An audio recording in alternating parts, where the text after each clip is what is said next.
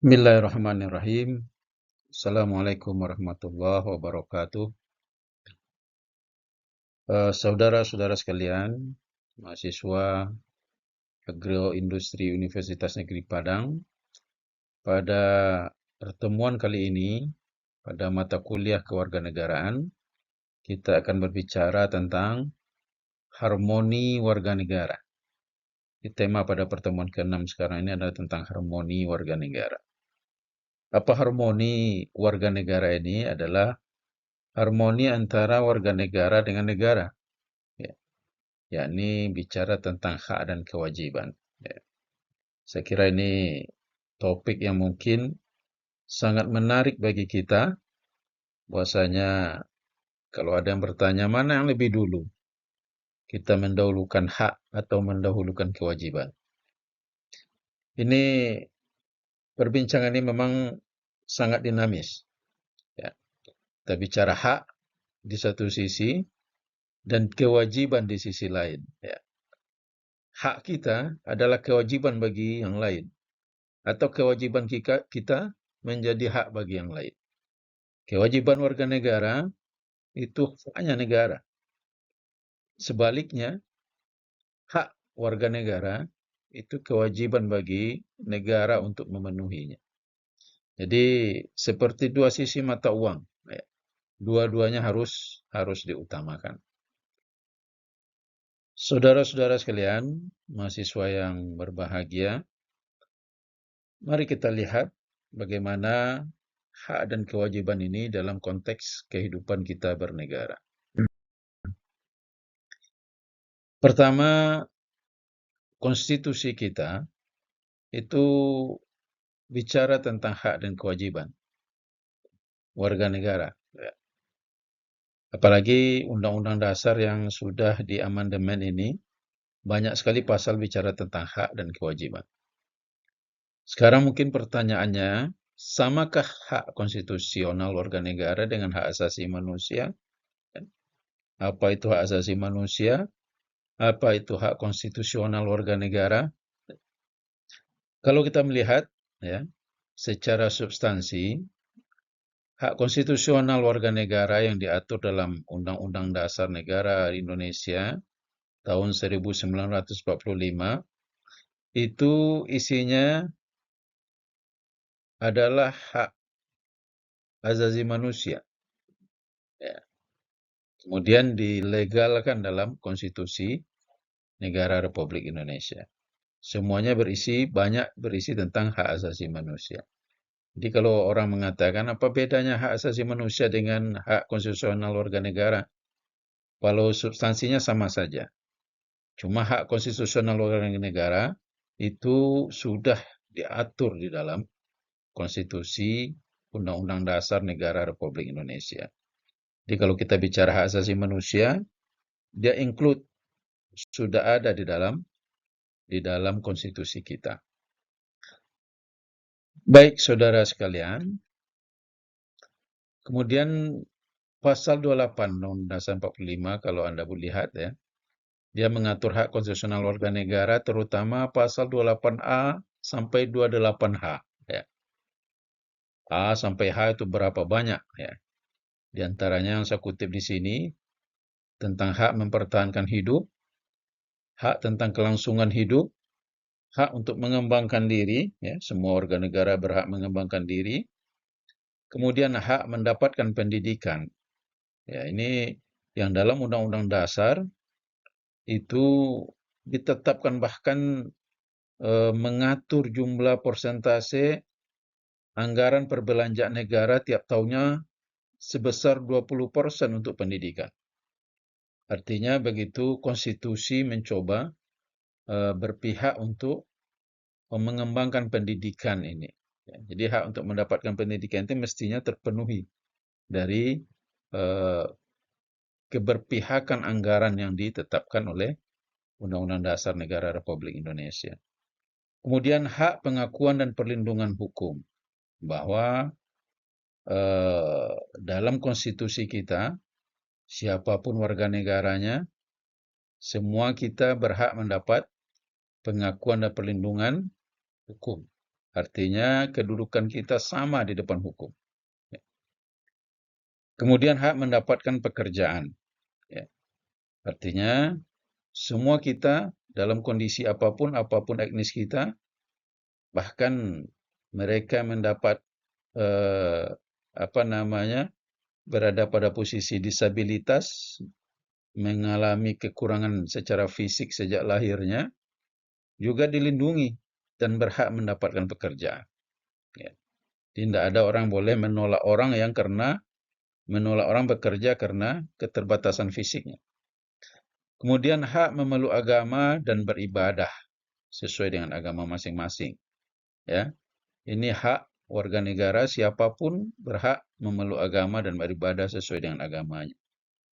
Kemudian hak memperoleh informasi. Ya, hak memperoleh informasi ini kemudian diturunkan menjadi lembaga Komisi Informasi Publik. Ya.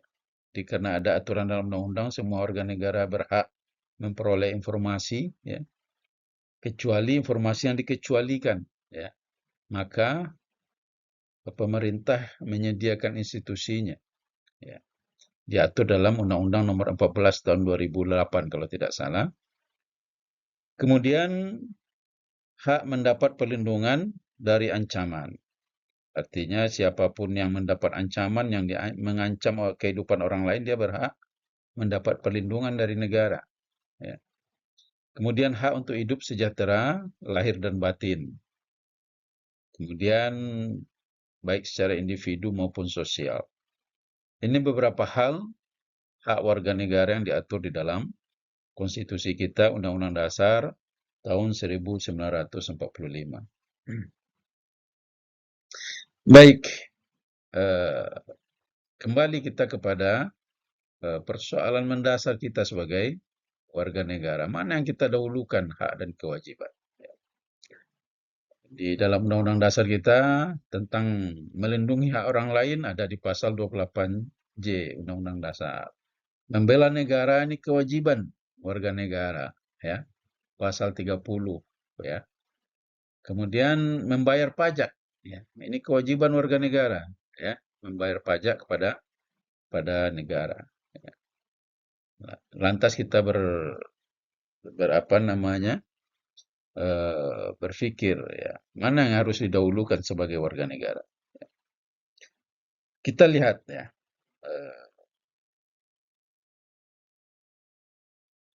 karakter bangsa Indonesia, ya, karakter masyarakat Indonesia, sebenarnya masyarakat yang mendahulukan kewajiban. Ya. Ini menarik, ya. Ada kajian bahwasanya kita masyarakat yang tidak terbiasa, ya, menuntut hak. Ya. Tidak terbiasa kita menuntut hak. Ya. Saya beberapa pengalaman, ya, mewawancarai, ya, calon guru yang akan mengajar, ya. Ketika saya menanyakan, ya, Anda ingin digaji berapa? Ya, berapa gaji yang Anda minta? Ya, setelah sekian wawancara lama, bersedia begini, bersedia bekerja penuh waktu, bersedia bekerja tepat waktu, bersedia apa namanya dan lain-lain. Dia menyatakan semua kewajiban itu dia menyatakan oke. Ya. Tapi ketika ditanyakan berapa gaji yang Anda minta, ya, ini soal hak dia. Dan tidak ada yang mau jawab. Ya terserah Bapak lah, seperti apa biasanya di sinilah. Jadi orang Indonesia, ya, rata-rata kita sungkan, ya, bicara tentang hak itu. Ya. Rata-rata kita merasa tabu, ya, merasa tidak enak kalau sudah menyangkut dengan hak kita. Ya. Karena memang masyarakat kita memang masyarakat yang komunal istilahnya, biasa menuntaskan kewajibannya. Ya. Dalam analisis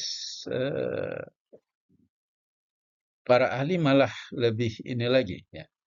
Bahwa kita adalah masyarakat punya tradisi sejak dulu, ya. Masyarakat yang eh, kawulo istilah, diperintah oleh raja-raja, ya. Jadi hubungan rakyat, masyarakat dengan raja ini hubungan penguasa dengan rakyatnya, ya. Ya, tidak berani membantah, apalagi bicara hak, ya. Apalagi bicara hak. Kemudian di zaman kolonial juga kita adalah masyarakat yang dijajah. Ya. Kita masyarakat yang tidak terbiasa bicara tentang hak-hak kita. Ya. Jadi seandainya kita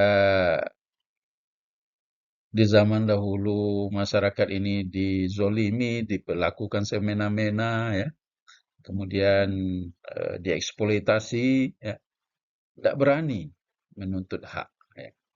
Saya dapat apa yang saya berikan tidak berani. Ya. Itu karakter masyarakat kita dibentuk cukup lama. Ya. Beda dengan masyarakat Barat, ya, masyarakat Eropa, ya, dia adalah masyarakat individualis. Ya. Kalau kita lihat pada slide selanjutnya,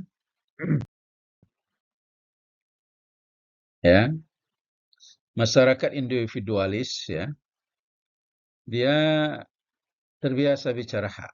Ya. Jadi ketika melakukan sesuatu, biasa bertanya, ya, biasa saja dalam apa namanya, dalam tradisi, dalam eh, adat dan kebiasaan mereka biasa saja menanyakan hak. Kalau kita agak sungkan, agak tabu, ya. Ya. Jadi hak itu berkait eh, dengan kebebasan, ya. Jadi masyarakat Eropa itu lebih cenderung bicara tentang kebebasan, ya. Dan menerima santai saja, ya. Kita kalau awal-awal orang sudah bicara hak, kita biasanya jadi nggak mood, ya. Ya. Misalnya kalau bekerja saja, misalnya kita jadi bekerja, tiba-tiba eh, yang pelamar ini menanyakan apa yang saya dapat, apa hak saya, hak cuti, hak ini dan lainnya, itu biasanya sudah tidak mood. Bahkan di Eropa, ya, orang mau menikah, ya, mau jadi suami istri saja, itu terbuka saja bicara hak, ya. Istrinya bicara hak, apa hak saya nanti, ya. Nah, kalau kita di Indonesia itu jadi tabu, ya. Ini orang baru mau menikah misalnya. Kemudian perempuan bertanya, kalau menikah nanti hak-hak apa yang saya peroleh dan lain sebagainya. Nah, itu biasanya bisa jadi nggak jadi menikahnya. Kenapa? Karena dianggap tidak pantas, ya. Di dalam tradisi kita bicara hak ini tidak pantas, ya. Nah, konstruksi berpikir masyarakat Indonesia rata-rata seperti itu. Kita lebih cenderung mengedepankan kewajiban daripada hak. Kenapa? Karena kita adalah masyarakat komunal, ya. Kita lebih berpikir tentang tanggung jawab, ya, daripada imbal balik yang akan kita terima, ya. Kemudian eh, menjalankan hak dan kewajiban itu membutuhkan kepercayaan, ya. Anda tahu bahwasanya ketika negara menuntut misalnya, menuntut masyarakatnya, menuntut warganya untuk membayar pajak, membayarkan kewajibannya, ya, negara harus bisa dipercaya oleh rakyat, ya, bahwa pajak yang akan dibayarkan ini, ya, tidak disalahgunakan, tidak dikorupsi, ya, tidak dimanfaatkan untuk hal yang apa namanya dihambur-hamburkan, ya, untuk hal yang tidak bermanfaat bagi rakyat. Ya, negara harus bisa menjaga kepercayaan rakyat, ya. Di, bicara hak dan kewajiban, ya, benang merah atau tali penghubung di antara itu, ya, adalah kepercayaan, ya. Kalau tidak terbangun kepercayaan, ya, maka orang yang berkewajiban enggan menunaikan kewajibannya, ya. Dan orang yang berhak juga eh, akan selalu menuntut haknya, ya. Nah, benang tali penyambung ini adalah kepercayaan. Ya, ketika misalnya rakyat, pemerintah atau negara akan membuat program, ya rakyat harus bisa menjadi orang dipercaya oleh negara, ya, agar program dibuat ini dimanfaatkan dengan benar. Ya. Jadi hubungan ini, ya, hubungan kepercayaan ini akan menguatkan, ya, bagaimana hak dan kewajiban warga negara ini terpenuhi. Ya. Negara memenuhi haknya, memenuhi kewajibannya, masyarakat juga memenuhi kewajibannya untuk membayar pajak atau untuk membela negaranya. Baik, kemudian kita bicara tentang keberpihakan negara. Ya. Untuk bisa dipercaya oleh masyarakat, negara harus berpihak kepada rakyat dalam setiap kebijakannya. Jadi ketika pajak atau eh, kewajiban warga negara diambil, ya, bahwa kebijakan-kebijakan ini juga harus berpihak kepada rakyat. Ya. Jangan berpihak kepada segelintir orang. Ya. Misalnya keberpihakan ekonomi. Ya. Ekonomi hanya misalnya untuk para pengusaha-pengusaha besar. Ya. Sementara pengusaha kecil tidak diperhatikan. Ya. Kemudian pasar hanya dikuasai oleh pengusaha besar. Pertanian tidak memperhatikan, tidak nasib petani misalnya, kan? Tidak ada subsidi dan lain sebagainya. Nah, ini perekonomian yang tidak berpihak kepada masyarakat. Kemudian keberpihakan politik, ya, bahwa melindungi rakyat Indonesia, ya, dari segala ancaman baik yang datang di dalam maupun di luar itu juga bentuk keberpihakan, ya. Kalau ada rakyat Indonesia kemudian jadi punya persoalan di luar negeri misalnya, kan, atau TKI Indonesia diancam hukuman mati, ya kemudian rakyat, kemudian negara tidak mampu membelanya. Ya, ini soal keberpihakan politik. Juga keberpihakan HAM, ya. Keberpihakan tenaga kerja dan juga ini juga penting, ya. Kita banyak punya tenaga kerja, ya, tamatan sarjana, ya, tamatan SMA, ya, tidak ada pekerjaan, tapi sementara pekerjaan yang ada diberikan ke tenaga asing. Nah, ini juga soal keberpihakan. Ya. Nah, ini yang akan membangun atau meruntuhkan kepercayaan kepada negara. Jadi karena itu eh, bicara hak dan kewajiban, ya, juga harus menunjukkan keberpihakan. Ya. Oke, saya kira itu tentang sekelumit, ya, kuliah kita tentang harmoni hak dan kewajiban warga negara. Ya. Kuliah ini banyak sekali kasus yang bisa kita diskusikan. Silakan nanti Anda lihat tugas di e-learning, dikerjakan secara berkelompok dan di-submit di pertemuan 6 ini. Demikian kuliah kita penjelasan terhadap harmoni hak dan kewajiban warga negara. Terima kasih atas perhatiannya. Assalamualaikum warahmatullahi wabarakatuh.